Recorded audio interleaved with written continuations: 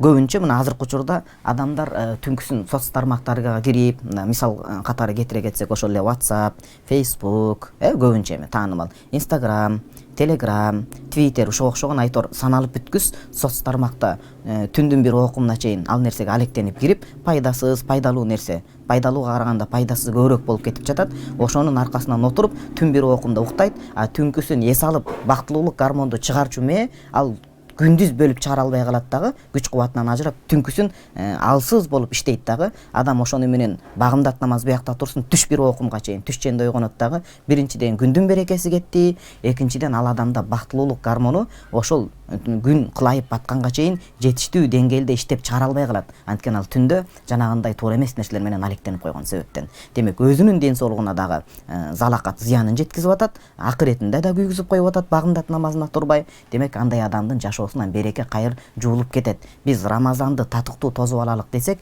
багымдат таңкы намазга көңүл бурсак, мына ушул бактылуулук гормондору анан ошондой эле адамдын өзүнүн жүрөк кысылган, стресс, депрессия ошо окшогон оорулардан арыла алат деген сөз.